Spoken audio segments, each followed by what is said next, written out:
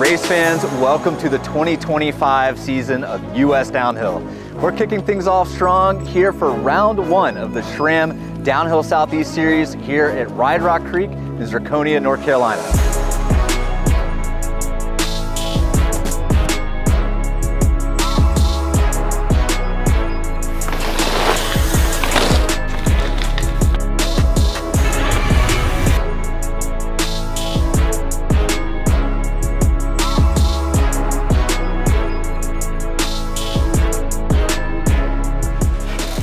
Many of the mountains here in the U.S. are still buried in snow, but we're bringing the heat to Western North Carolina. Deep ruts, mud pack tread, and fear tend to be a running theme for the Downhill Southeast season opener, and this weekend is proving to be true to form. Last season, this series saw 5 tight rounds of racing, ending with our overall champs Raina Logar taking the women's field and Titus Nicholson clinching the top spot for men's. The crew here at Ride Rock Creek has dished out some fresh sections to the Classic Stampede course. Let's head down to the pits to check in with some of our racers and find out where their focus is as they work to piece together their bid for a winning run. So a couple of key sections of the track. There's quite a simple but hard left-hander towards the top when we're going from the Amtrak back to the main downhill track. Bit off camber, lots of roots, and it was pretty slippery this morning. Really hard to get it clean for sure.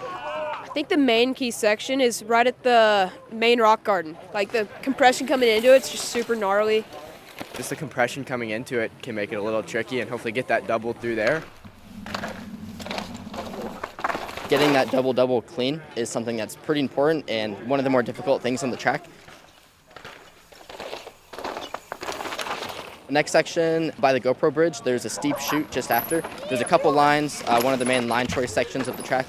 And at the bottom of the chute, there's a hard left-hander, and it gets a bit flat, so it's going to be important to carry good speed into that steep section and then carry some good exit speed. There's 2 more flatter sections, and I think carrying speed into those and really keeping your momentum up, that'll be key. And then just riding smooth. There's a lot of really shallow ruts that are easy to kind of push your wheel over, so you got to just keep your momentum up in all those kind of tricky corners. Kind of a different track than usual, so it's a nice little change up and tricky conditions, so keeps you on your toes. It was super wet and sloppy this morning, but as the sun came out and it started to dry up, the wind came out, so it started to get real good. The corners, definitely crucial, just keeping your corner speed and momentum up. Down to the finish line section, it's pretty sloppy, a lot of freeze thaw. Finish line jump is pretty big and really hard to clear today. It should be getting better as the sun is out. Hitting the finish line jump good will make a big difference to that last straight to the finish line. Little things like that just to keep the speed up on a more flat track, gonna be pretty important. I'm Will Washam. I'm here with USDH legend Sean Grizz McClendon, and we're fired up to kick off the 2025 edition of the Downhill Southeast season. And Grizz, you might say, this is like the Daytona 500 of East Coast Downhill. It's our first big race of the year. It's a young venue, but a venue that's already legendary. Will, I absolutely love the Daytona 500 reference. This is a young venue, but so much history has already been made here. 2 national championships have been hosted. We crowned the youngest national downhill champion to ever do it. We had the Monster Energy Pro Downhill Series kickoff in 2024 here, and we're about to kick off Downhill Southeast for the 3rd installment here. And we've got all the legends of US Downhill in attendance this weekend. Speaking of legends, as we go to seating results and commentary, we've got a legend in the announcing booth for these race runs, Nico Mullally. Thanks, Will. Stoked to be here. 9 seasons in, and we finally made it happen. Yeah, man. Glad to have you in the booth. It's going to be some great racing today. We're going to dive straight into our pro women, and as you see on the screen, it's kind of a new look pro women's field here for Downhill Southeast in 2025.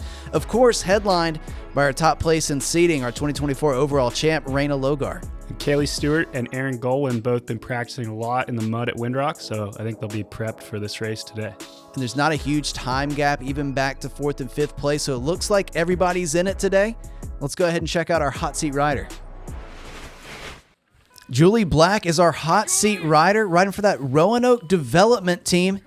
Nico, she's 16 years old and was our champ last year for Cat 117-18. Man, I like the way she's coming out of the gate. She's looking really aggressive today. That Roanoke team, a lot of kids that push each other, and they do a really good job at these races.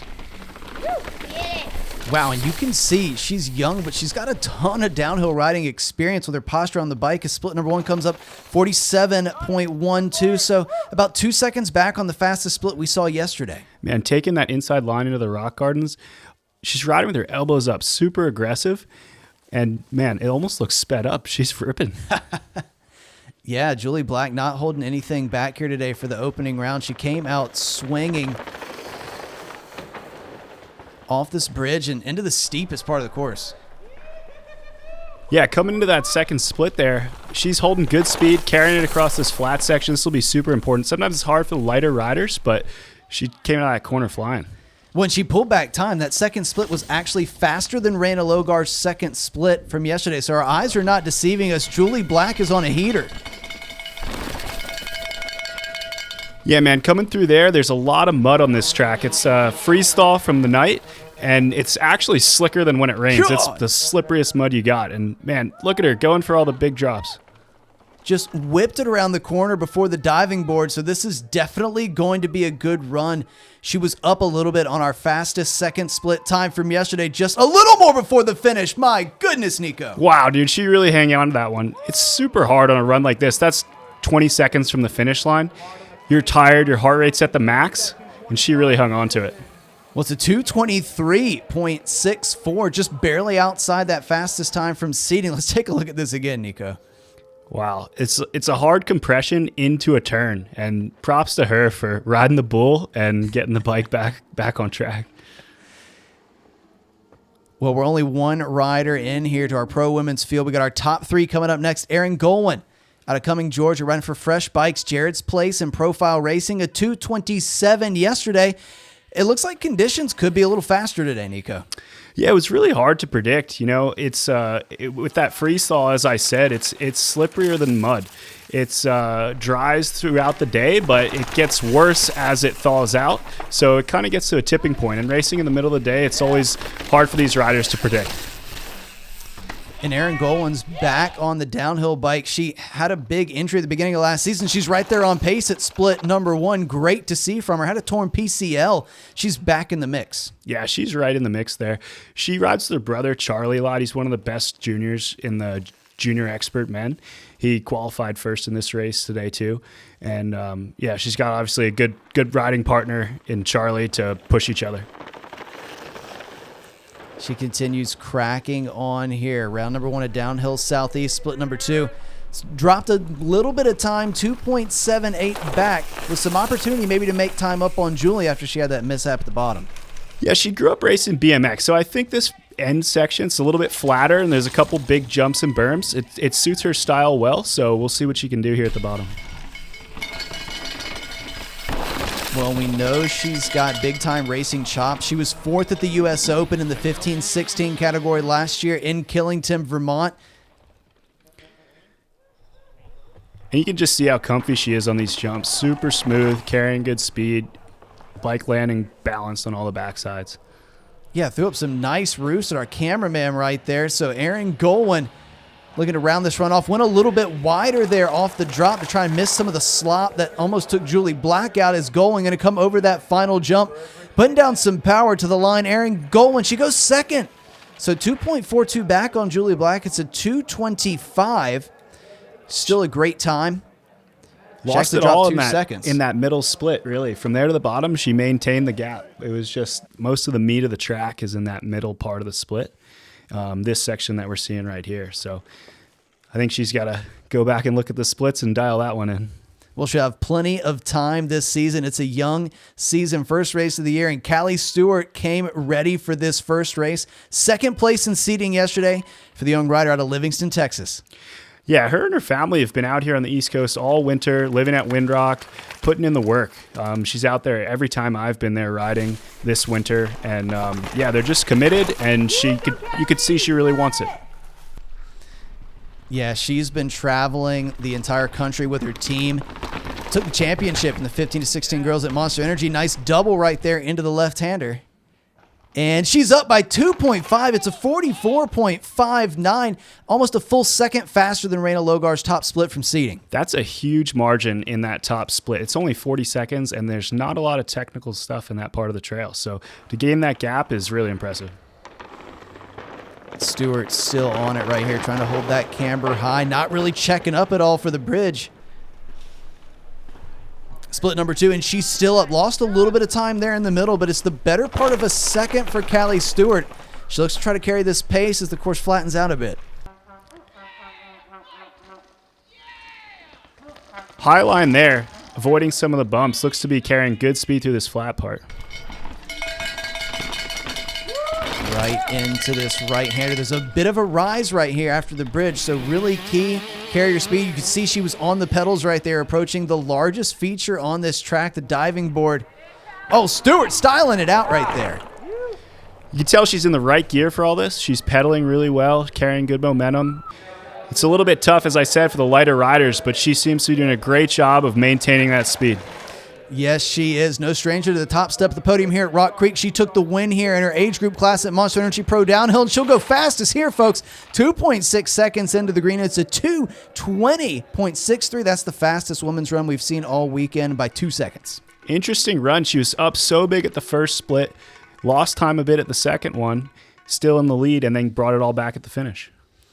Well, here is our final rider, Raina Logar, our defending series champion from Davis, West Virginia, riding for the Gravity Collective. 2 wins on the trot last year in the pro women's class for Raina.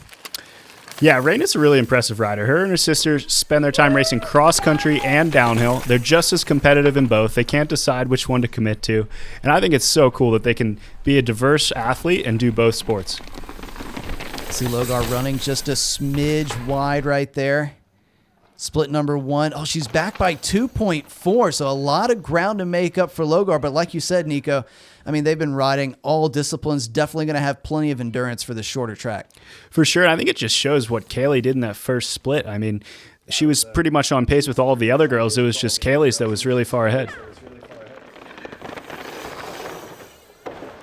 Raina sending it there. Pretty clean through that left-hander. Saw Stewart get caught up just a smidge, and she's pulled some time back, about a second. So she's only 1.13 down here at split number 2. We'll see what she's got in her legs. Hopefully she can bring some of that downhill power out of the cross-country training and get across these flat sections. Well, you know Raina is motivated, trying to defend home turf, so to speak, as the defending series champ. And no stranger to racing, Callie Stewart. They've matched up 6 times so far in their young careers. All the girls on the hot seat right now are the same age. So it's pretty exciting to see these young girls out there battling it out.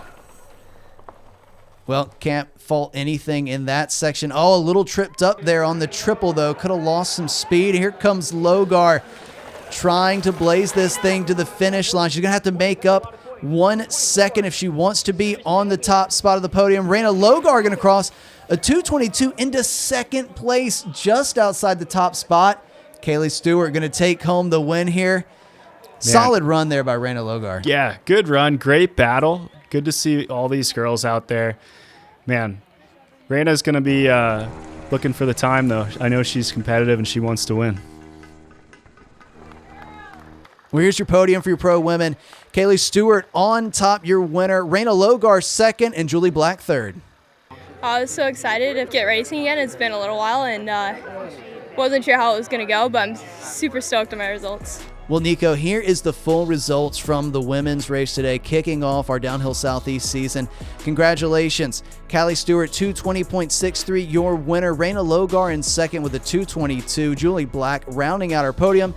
Erin Golwin, Madison Lee, and Lucinda Chewbacca finishing out our pro women's class. Yeah, and just 3 seconds separating the riders on the podium. That's a pretty tight field for this pro women's race. Well, Nico, here are the seating results from pro men yesterday. What an incredible turnout, by the way, in this field. Almost 40 riders deep, and you can see we got some big names in U.S. downhill right where we thought they'd be at the top of the seating result sheet. But we got some newcomers to the pro class as well, right there within this super tight top 10. Yeah, and it's not by much that they're on top. I mean, 3.5 seconds covering this top 10. There's not a lot of time in it, and on a day like this, you're looking for any little bit you can. Like hitting one turn better by 1/10 of a second could be a spot. So on an easy track, you're looking for every chance you can to get an advantage.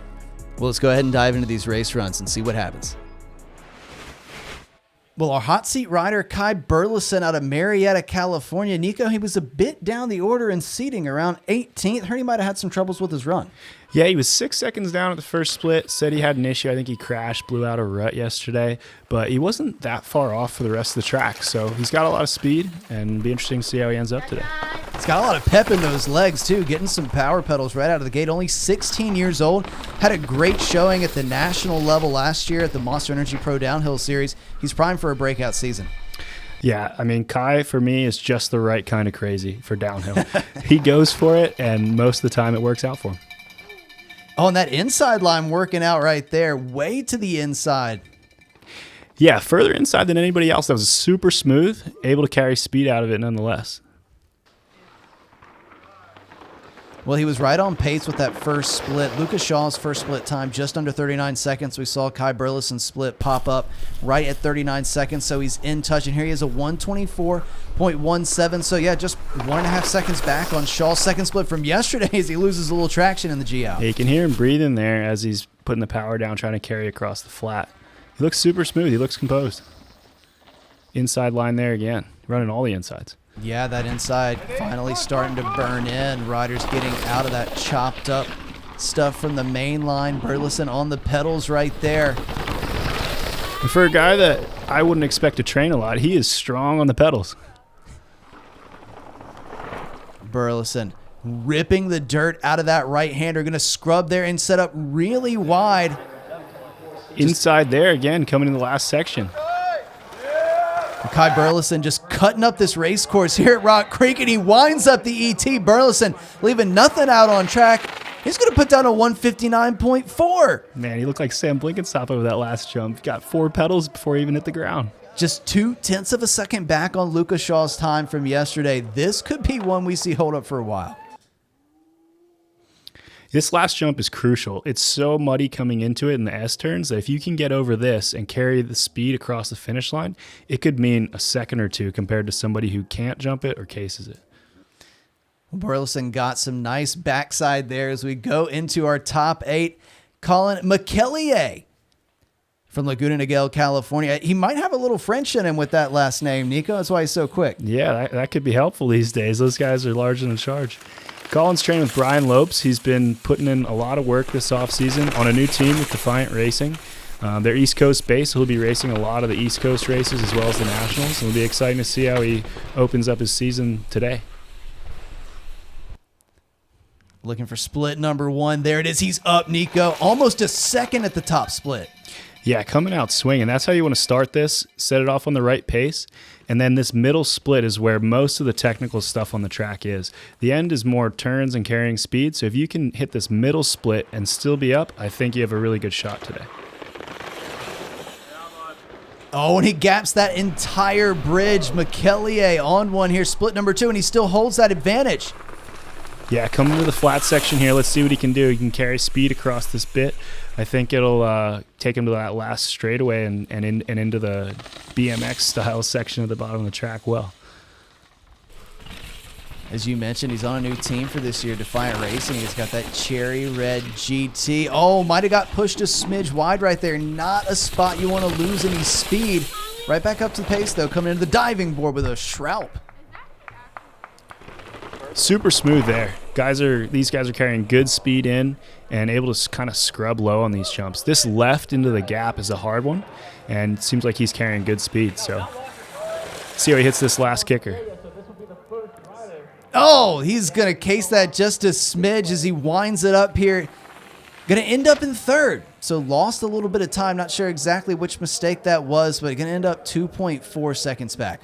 And a really good run, really, the whole way down. I think that last case really just added up to being most of what he lost there. He was up at the first 2 splits, and it was carrying across that flat to the finish. Cost him maybe more than these riders they might be overlooking it today. Yes, those last details here on this track at Rock Creek was we moved to McClure Bailey. He's out of Roanoke, Virginia, riding for Mountain Training Systems. This is a guy that we've seen have some great seasons at Downhill Southeast in the 17-18 category, and he's ready to mix it up with the pros. Yeah, it's good to see an East Coast boy out here. He's kind of grown up with Downhill Southeast, and it's awesome to see him make that transition to the pro class. Split number 1 here from McClure. Oh, he's right on pace. Just 0.76 back. Plenty of track left to go. And he's ready for the pro class, Nico, because last year he had some times that were right there in the top 10, even as a junior. Yeah, and it's exciting to see how fast these juniors are these days. They're the new generation, and they're pushing the sport. McClure setting up high right there, touching the leaves even. Yeah, opening that up as much as you can helps you carry speed into that turn after the bridge. When he's still in touch, 1.68 back there at split number 2. Right down through the main line. This slab turn's a tough one. It sets you up into this berm across this bridge into the uphill, and it's hard to turn on that slab because it's just slick rock. When it's got mud drug over it, it's a crucial turn on the track. McClure kind of gapping to the right there off the diving board, setting himself up well for that berm. Just a little bit of track left, trying to salvage all the time he can. I know he wants to see a good result here in his debut pro race. Oh, he's going to get hung up just a smidge on the knuckle. McClure down through the finish line, a 2:03.36. So just 4 seconds off the pace from Kai Burleson. Some pretty tight margins today. Really tight, but he's got to be proud of that. You can see he rode most of those technical sections on the top of the track really well. I said it again, man, that last jump, it's make or break today. Sneaky inside light right there as well from McClure. Bailey will head back up to the top in the start hut for another pro debut. Austin Hazley from Mooresville, North Carolina, riding for Extreme Gravity Racing. The series champ in the Junior Experts in 23 and second place in the overall last year. Austin, relatively new to downhill. He was racing cross country and enduro. He only got his first downhill bike 2 years ago, and he's made a lot of progress, winning the junior series last year. He had an arm pump surgery this winter. He was dealing at the end of the season with a lot of arm pump, struggling to hang onto the bike, and that went well, and he says he's feeling stronger than he ever has. So ready for this first race of the season. Well, he's right there in touch, just 0.75 back. Thought I might have seen a little mistake, maybe a clip out, but I mean, if there's anything that we know about Austin's riding, he goes full out 100%, so there's sure to be a couple loose moments. He's strong and he's committed. He did that rock gap in the rock garden there. That's a pretty gnarly one. I even when I'm riding here, I don't pull that gap. Well, the time's gotten away from him just a smidge. He's 2.62 back. Oh, and he almost goes off right there. Yeah, man, it's these turns are, they're, as Lucas said in the intro, shallow ruts. They're small, and you can, if you hit them in the right spot, you can hit them hard. But they're deceiving how much grip they have. And you got to be really precise to carry the maximum speed through them. Oh man, Hazley just took out his frustrations on that slab turn, though. Railed that perfectly. Yeah, he's a strong rider. He's a big dude. You can tell on these flatter sections, being heavy and strong, that makes a big difference. So we'll see if he can at least maintain that gap for the latter part of the track. Here's Hazley firing it up down here to the finish line. Is he going to be able to, he's just going to scrub that one. Hazley going to lay down some power here. He was 2.6 back at that last split. A little shake of the head there as he lost some more time at the bottom. 2:04 into 10th place. We'll have plenty more opportunities this year. Yeah, I mean, that's what the first race of the season's about. This is a regional race, early season. We're in February, blowing off the cobwebs and getting ready for the meat of the season coming up. Well, we're into the meat of our order here. 5 riders to go. Here's Connor Kasler. He's out of Missouri, 2:02.85 in seeding yesterday. Good enough for 5th place. Yeah, Connor's been living in Tennessee. I think he's going to school there. He's part of the Windrock crew, all the boys out there riding during the week, and he's made a bunch of progress with his riding. I think you can see all the hard work paying off and spending time on the bike in gnarly terrain. Split 1, and he's up, Nico. Half a second up here as he navigates these rock steps. Yeah, he's new with the Commensal too. I mean, that's a new bike for him. He got at the end of last season. He's been dialing it in this winter, so I think now that he's got a couple months on it, he's looking more comfortable than he ever has. We're going to get that nice and high setup right there as well, gapping that entire bridge. Yeah, another big, strong guy like Austin. I think that'll help him carrying across here, putting some pedals in, and then this straightaway is pretty long, so this carrying that weight through this section will make some time. Yeah, and Kassler safely through that corner that Hazley just about blew off track on, and he was up, as you saw in the split. Just 0.2 of a second in it, though. Yeah, tight racing. We expected it. It's a short track. There's not a whole lot to separate riders. Oh, my God. Man, he's going for it. A full scrub, kind of a seat bounce out of that berm. Yeah, I mean, at this point in the run, your heart rate's at its max, and your adrenaline's flowing too. So it's easy to make those little mistakes. Kassler going to opt for the scrub there on the last hit. And he's going to be back by 1 second, but he goes into third place. Super solid run. Yeah. Really, really close. Yeah, that scrub on the last jump to pedal, you can see the guys who have gotten the backside nicely. I think Kai probably got it the best with the ET. You could probably account for a second right there. Well, the folks are surely swinging off it today here for the opening round, not holding anything back for the first race of the season as we go up top to Tyler Irvin out of Alpine, California. Not going to be Irv's first race of the season, though. Fresh off a trip down to Costa Rica where you were racing, Nico. Yeah, we raced last week. Tyler, he was looking so fast. I think he was feeling ready for the win there, and got some rain on race day. Normally it's dry and dusty, and the slick conditions got the best when we crashed in the first turn. So he's off to a better start today, and I think he'll be hungry for a good result. Yeah, he's hooking up here in the dirt at Rock Creek. He's just 600ths off, and he's had some good results here. 3 top 10s in 4 races here at Rock Creek. Yeah, this track suits him well. Irv's a committed rider. He takes his training super seriously, and he's up early. He's on it, and he's excited for an opening race of Downhill Southeast. He's making that frameworks look mighty nice here as we look to split number 2. He's right in touch, just 0.14 back, and he's on the pedals out of that turn. Irv, another big rider too. He's tall. He's one of the tallest guys in the field, and if he can get low and aero, that the weight that he has behind him will carry him through a lot of these flatter sections. He's got the power for sure, and the leverage on the cranks to power him through here. Oh yeah, he stands tall on the pedals right there. A couple more big features. That left-hander's just been getting beat up all weekend. These guys are making it look way smoother than it really is. Yeah, man, they're skilled operators, and they make it look easy, but it is not easy. Well, here he is. Tyler Irvin was right there in touch at split number 2, looking for a big breakout domestic result. It's going to come over that finish line, and 1.3 back for Irvin, so he lost some time there at the bottom, 2 minutes flat. Yeah, it's still only 1.3. It's a tight race, but Irv will be looking for more. Yeah, it looks really good on those rock steps as well. Super composed there. Yeah, super composed. He'll be at the next race, so he'll be looking for more. And we're into our top 3. Benny Duvall from Boonville, California, riding for Future Frameworks. Nico, give us some info here. Man, Benny raced his first season in junior last year at the World Cups. Took him a little bit to get up to speed in typical junior fashion. A lot of crashes, but a lot of raw talent. So he's put in the work this winter. It'll be exciting to see what he can do to open up the season. Well, and he was inch perfect there, tipping the bike into these ruts. As we've talked about, some of these things are only a couple tire widths wide. You've got to be super precise, and he's up by 0.2. Yeah, really good first split. He broke down the splits yesterday. He was telling me that he lost the same margin in the first split that he finished with at the end of the run. So he was looking to find time in the beginning and start off his run with a little more speed today. It looks like he just did that. Yeah, he did. Saw that big gap in the rock section as well. He's looking quick coming into the bridge. Yeah, inside line there, missing all the holes, looking smooth.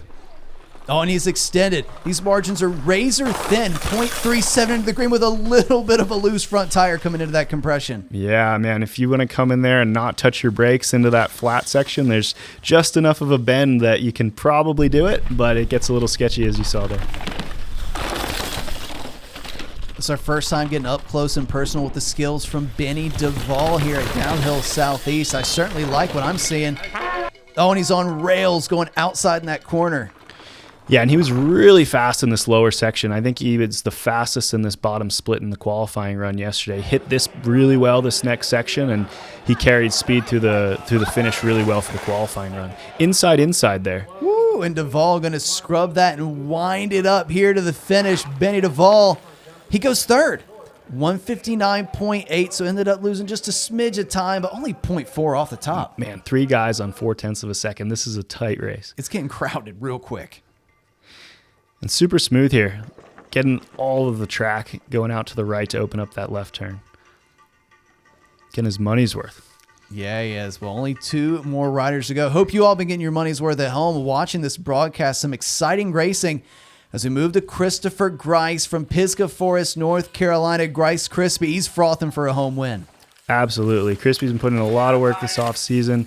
All these riders are. I've said that a few times, but it's the first race of the season, first meetup for most of these guys, and this kind of sets the tone. You got a couple weeks of training until the next race, and it's a lot more motivating to go into this next couple weeks of training knowing that you're on pace rather than thinking you got work to do. Oh, and he's more than on pace. He's up by 1.2 and just ripped that left-hander. Crispy's another one that had the arm pump surgery this winter. He was dealing a lot with just hand fatigue. He had the pace. He could ride half the tracks last year on qualifying pace at World Cups into the final, but then at the bottom would just lose strength and fatigue out. If you've ever been in that position, you can't ride as fast as you want to. And with the surgery this winter, he's able to do full runs.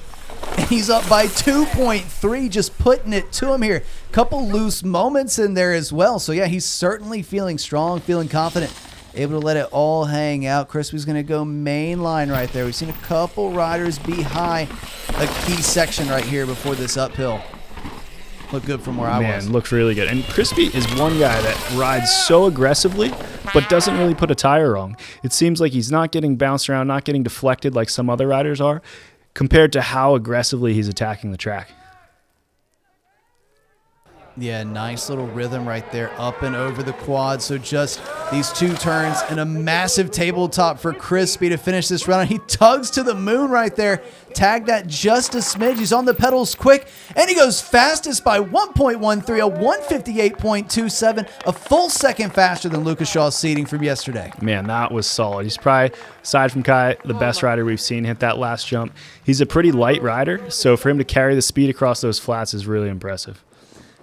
He was right up on that tree on the outside right there. So maybe some local lines here. And yeah, Grice has certainly thrown it down because we got one man left at the top of the hill. Lucas Shaw from right down the street in Pisgah Forest, North Carolina, riding for the Canyon Collective. Man that needs no introduction, and a man who's taken some big wins right here on this track. Man, these guys want to show this is their home turf too. This is both Luca and Crispy's home track. It's their training facility. They ride here all the time. We don't want these guys from California out here coming out and beating them. Well, Shaw has meant business so far up top. We'll look to split number 1 right here. Oh, and he's up on Crispy by 0.3. Perfect through that section. Yeah, and Luca's been a mentor for Crispy, so he doesn't want to let him have it that easy. He can't let the young guys have it without a big fight. Well, Shaw certainly one of the class of the U.S. riders. He's been at the top of the U.S. field for what seems like forever. Oh, and he kind of cuts across there on the bridge. Doesn't go inside. Yeah, kind of a middle line there. That was really nice. Oh, and it's paid off for him, 1.68. He's hard on the pedals out of that section. And you know, if there's going to be any guy that's fast across a motorway, fast across a flat section, hard on the pedals, it's going to be Lucas Shaw. Yeah, he does have an uncanny ability to throw those pedals in at the perfect time. Doesn't upset his flow or his rhythm. Oh my goodness, the front wheel tried to go out of the chat. Man, that slick rock section is tough. You know, he's running that SRAM flight attendant, so he's got the button on his bar. He can set it up for this bottom section of track to be a little bit firmer for this sort of BMX backside landings, berms, get the bike to be a little bit firmer for the holdup, and I think it should help him carry more speed through here. Yeah, it absolutely should. You know he's going to tug this one to the moon. Lucas Shaw trying to start his season off with a win here at Downhill Southeast. Shaw down to the line, and he's going to do it by 2.62 seconds. A 155.65. He took off nearly 4 seconds from yesterday, Nico. Man, and he buttered that last jump too. I'd say he hit it better than anyone. Hard on the pedals across the flat. He just, textbook Luca run. Oh, man, what a win for the hometown hero, Lucas Shaw. You know, he's done no worse than third here at every race at Ride Rock Creek. You can see him hard on the pedals right there in those key sections.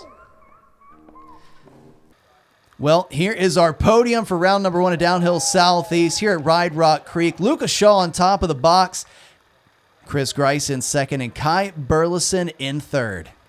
Let's go hear from Luca. yeah, that was the plan, defend our turf. So yeah, glad we could do it. Yeah, it was a great weekend. It was nice to have a different track to race here. So that kept it kind of fresh and exciting. So yeah, great weekend. Good to get the season rolling. Well, we'll take a look at this full top 10 breakdown. Nico, of course, Luca, Crispy, Kai Burleson there in the top 3. Evan Metcalf sliding up into the top 5 there in 4th place. And Benny Duvall rounding out the top 5 here at his first Pro Downhill Southeast race. Yeah, super solid top 5. Tight racing. A lot of young guys in there, which is really exciting to see. I think it's going to be a good season ahead.